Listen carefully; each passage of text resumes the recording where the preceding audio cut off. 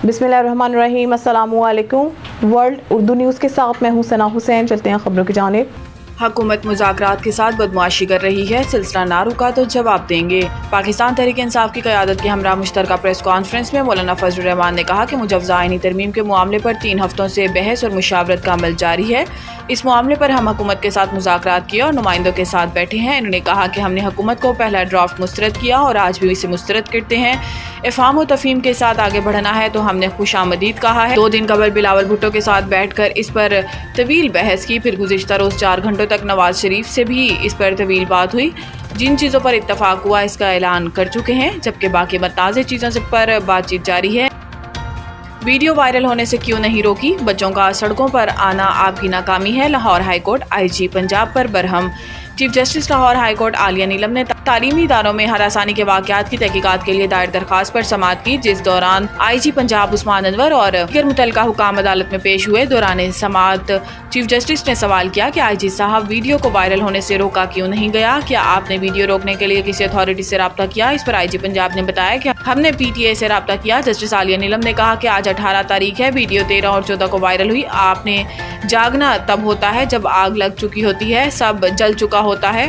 आपने मुतल्लिका अथॉरिटीज से बहुत ताख़ीर से रब्ता किया। IG पंजाब ने अदालत को बताया कि 700 से ज़ायद अकाउंट से वीडियोस वायरल हुई। अदालत ने DG FIA की सरबराही में कमेटी बनाने की हदायत करते हुए अगली समाअत पर DG FIA को ज़ाती हैसियत में तलब कर लिया। महंगाई मजीद कम होगी। करंट अकाउंट खसारा 13 साल की कम तरीन सतह पर आ गया। मरकजी बैंक स्टेट बैंक ने माली साल 2023-24 के लिए पाकिस्तानी मईशत की कैफियत पर सालाना रिपोर्ट जारी कर दी। स्टेट बैंक के मुताबिक महंगाई मई 2023 की निस्बत 38% की बुलंद तरीन सतह से घटकर जून 2024 में 12.6% पर आ गई है, जबकि कम बचतों के हालात में पस्त सरमायाकारी, नासाजगार कारोबारी माहौल, तहकीक और तरक्की का फुकदान और कम पैदावारियत के साथ साथ मौसमियाती तब्दीलियों के खतरात मुआशी तरक्की की मुमकिन सलाहियत को महदूद कर रहे हैं। रिपोर्ट के मुताबिक पाकिस्तान के कली मुआशी हालात में बेहतरी आई है, जैसे इस्तेकाम की पॉलिसियों, IMF के साथ कामयाब पेशरफ्त, बेयकीनी में कमी और साजगार आलमी मुआशी हालात में तकवीत मिली। रिपोर्ट में कहा गया कि तवक्को है कि मुल्क के बैरूनी खाते की पोजीशन मजीद मुस्तहकम होगी, मुल्क के क्रेडिट रेटिंग में बेहतरी आएगी और माली साल 2025 में महंगाई के दबाव में मजीद कमी का इम्कान है।